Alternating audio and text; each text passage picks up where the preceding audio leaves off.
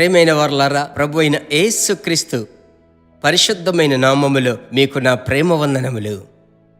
పరిశుద్ధాత్మునితో అనుదినము అను ఈ చిన్న క్లుప్త సందేశం మీలో అనేకులు చెప్పునదేమిటంటే, ఆ క్లుప్త సందేశమైనప్పటికీ ఆ సమయమునకు ఆ దినమంతటికి ప్రభు మమ్మలను బలపరుస్తున్నాడు అని మీరు చెప్పేటువంటి ఆ సాక్ష్యములను బట్టి ప్రభుకు మహిమ చెల్లిస్తున్నాను.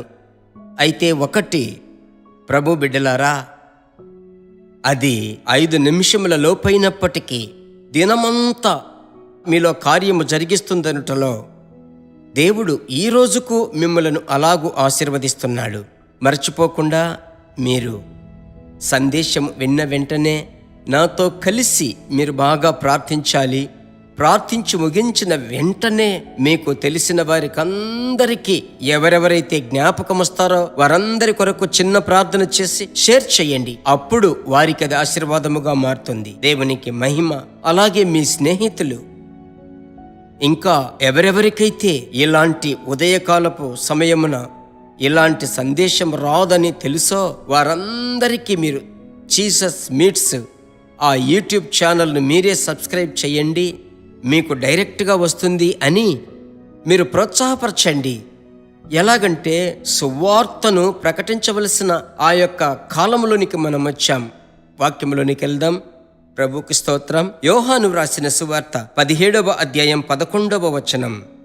నేను ఇక మీదట లోకములో ఉండను, వీరు లోకములో ఉన్నారు, నేను నీ యొద్దకు వచ్చుచున్నాను. పరిశుద్ధుడవైన తండ్రి, మనము ఏకమై ఉన్నలాగున వారును ఏకమై ఉండునట్లు నీవు నాకు అనుగ్రహించిన నీ నామమందు వారిని కాపాడుము. చక్కటి మాట యేసయ్య ప్రార్థిస్తున్నాడు. నీవు నాకు అనుగ్రహించిన వారు మనవలే వారును ఏకమై ఉండులాగున. యేసయ్య ప్రార్థన 11వ వచనం. శిష్యుల కొరకు ప్రార్థించే ప్రార్థన, తన బిడ్డల కొరకు ప్రార్థించే ప్రార్థన అనుసరించేటువంటి విధానము చూడండి. మనము ఏకమై ఉన్నలాగున వారును, వాక్యము సెలవిస్తుంది, వారును మీ నామము వలన ఏకమై ఉండాలయ్యా.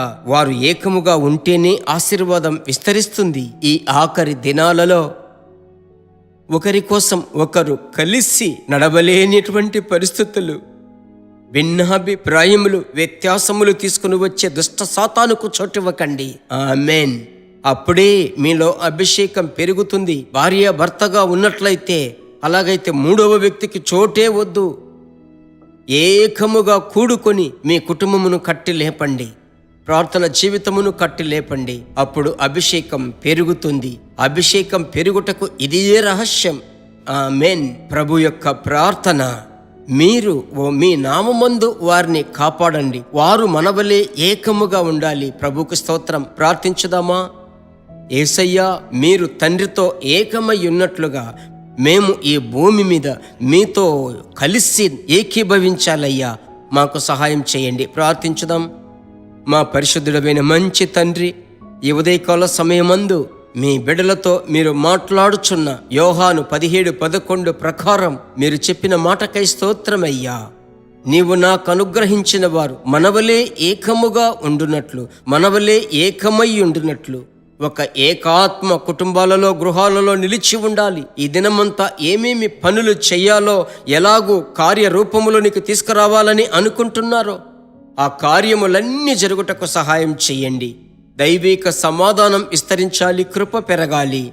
1000 రెట్లు మీ బిడ్డలను ఆశీర్వదించండి.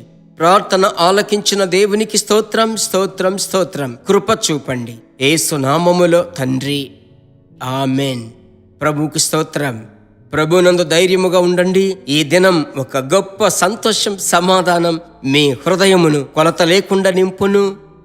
ప్రభు యొక్క కృప మిమ్మలను భరిస్తుంది. ప్రభు చిత్తమైతే మరలా కలుసుకుందాం. God bless you.